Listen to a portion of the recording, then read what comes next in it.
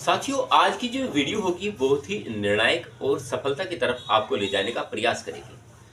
आपने हाल ही में देखा होगा, उत्तर प्रदेश में एक नई पेंशन योजना की शुरुआत की गई, जिसको लेकर सभी कर्मचारियों के मन में कहीं ना कहीं सवाल उठे हैं।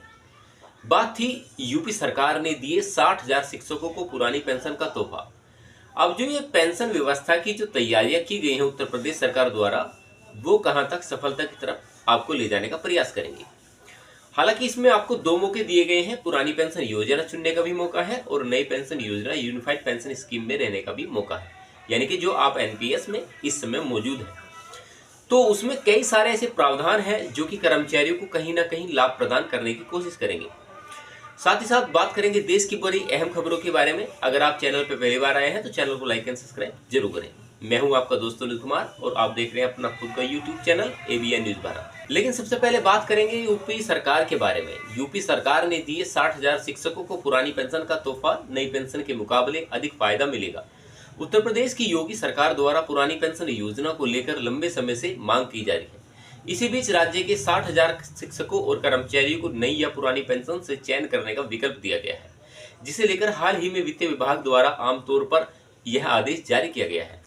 इस विकल्प को चुनने के बाद शिक्षक और कर्मचारियों द्वारा लिया गया निर्णय अंतिम माना जाएगा और उसमें कोई परिवर्तन संभव नहीं होगा।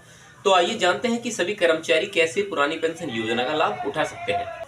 आपने एक चीज नोटिस की होगी, पेंशन फंड पुरानी पेंशन रहा एक चुनावी मुद्दा। पिछले कुछ वर्षों में पुरानी पेंशन योजना की मांग उत्तर प्रदेश सहित पूरे देश की सियासत में एक अहम चुनावी मुद्दा बनी रही। कांग्रेस सहित कई राजनीतिक दलों ने अपने घोषणा पत्रों में इसे शामिल तक किया। छत्तीसगढ़ और राजस्थान में इसे भी लागू करने की पहल की गई। वर्ष 2022 के विधानसभा चुनाव और वर्ष 2024 के लोकसभा चुनाव में यह एक प्रमुख विषय बना रहा।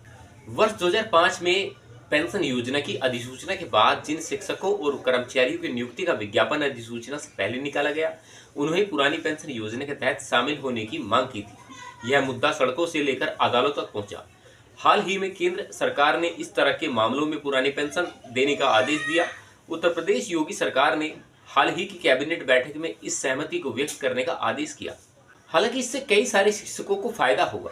इस आदेश के साथ उन 60,000 शिक्षकों और कर्मचारियों के लिए पुरानी पेंशन योजना का रास्ता तो खुलेगा, जो काफी समय से पुरानी पेंशन योजना की मांग करते आ रहे हैं। यह कदम न केवल उनके लिए लाभकारी साबित होगा, बल्कि उनके वित्तीय सुरक्षा में भी पुरानी पेंशन योजना के तहत वृद्धि देखी जाएगी। इस विकल्प के तहत उन्हें पुरानी पेंशन योजना से सभी लाभ मिलेंगे, जिससे उनकी सेवानिवृत्ति के बाद भी जीवन शैली में स्थिरता आएगी। चलिए साथियों, अब चर्चा करते हैं अगली खबर को लेकर, जो कि है यूनिफाइड पेंशन स्कीम को लेकर। एकीकृत पेंशन योजना यूपीएस सरकारी कर्मचारियों को एक मूल्यवान सेवानिवृत्ति लाभ प्रदान करने वाली योजना के तहत बनाई गई, जबकि यह योजना कम से कम 25 साल सेवा करने वालों के साथ साथ 10 या उससे कम साल सेवा करने वालों के लिए 10,000 की न्यूनतम पेंशन प्रदान करने में महत्वपूर्ण भूमिका निभाने वाली है।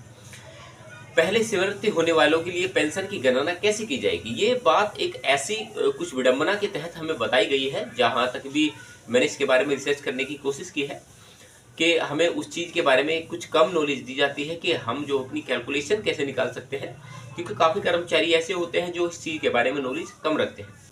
अब हमें कुछ बातें तो इंटरनेट के द्वारा प्राप्त हो जाती है, जैसे कि अभी आपको केवल इतना बताया गया है, काफ़ी वीडियो मैंने भी रिसर्च की है कि आप 25 साल सेवा करते हैं तो आपको इतनी पेंशन मिल पाएगी, या फिर आप उससे कम पेंशन लेना है या कम पेंशन मिल पाती है तो आपको इतने वर्षों की सेवा में इतनी पेंशन मिल पाएगी। इतना तो सब बता देते हैं, लेकिन मिलेगी कैसे, ये बात समझना जरूरी है। जो कर्मचारी 25 वर्ष की सेवा पूरी करने से पहले सेवानिवृत्त होंगे, उन्हें उनकी वास्तविक सेवा अवधि और औसत वेतन के आधार पर पेंशन मिलेगी।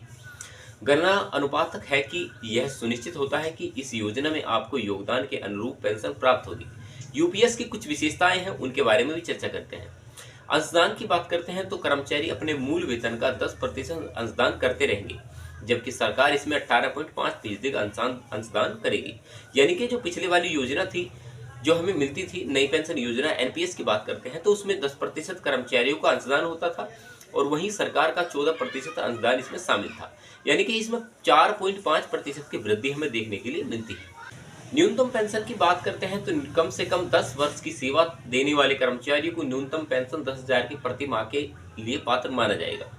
पूर्ण पेंशन प्राप्त करने के लिए कर्मचारियों को न्यूनतम 25 वर्ष की सेवा पूरी करनी होगी। 25 वर्ष से कम के लिए पेंशन की गणना कैसे कर पाएंगे? 25 वर्ष पूरा करने से पहले सेवानिवृत्त होने वाले कर्मचारियों को उनकी सेवा अवधि के आधार पर आनुपातिक पेंशन मिलेगी। पारिवारिक पेंशन किसी कर्मचारी की मृत्यु की स्थिति में उनके परिवार के सदस्यों को उन्हें प्राप्त पेंशन में 60% के बराबर पारिवारिक पेंशन के लिए पात्रता मानी जाएगी। अब आप ये मत समझना कि अगर जो आपने 20 साल, 22 साल, 15 साल इतनी सेवा की है तो आपको 10,000 की पेंशन मिलेगी। वो आपकी सेवा अवधि के आधार पर कैलकुलेट की जाएगी, 10,000 से ज़्यादा ही आपको पेंशन मिलेगी। आपको केवल इतना ही बताया जाता है कि 25 साल सेवा करेंगे तो इतनी पेंशन मिलेगी और जो 10 साल सेवा करेंगे तो इतनी पेंशन मिलेगी, यानी कि 10,000 रुपये प्रति माह के हिसाब से पेंशन मिल पाएगी। वो जो पेंशन की गणना की जाएगी वो आपके जो बेस बनेगा, 20 साल, 15 साल, जो भी आपकी नौकरी का बेस बनेगा उसके आधार पर कैलकुलेशन की जाएगी और उसके अकॉर्डिंग आपकी पेंशन जो है दी जाएगी। महंगाई राहत की बात करते हैं तो पेंशन भोगियों को मुद्रास्फीति के समायोजन के लिए महंगाई राहत मिल सकती है। एक मुफ्त भुगतान मासिक पेंशन के अतिरिक्त कर्मचारियों को सेवानिवृत्ति पर एक मुफ्त भुगतान भी मिल सकता है। 25 वर्षों से कम सेवा के लिए पेंशन की गणना कैसे की जाती है? 25 साल की सेवा पूरी करने से पहले सेवानिवृत्त होने वाले कर्मचारियों के लिए पेंशन राशि की गणना पिछले 12 महीने में उनके औसत मूल वेतन और उनकी वास्तविक सेवा अवधि के आधार पर की जाएगी।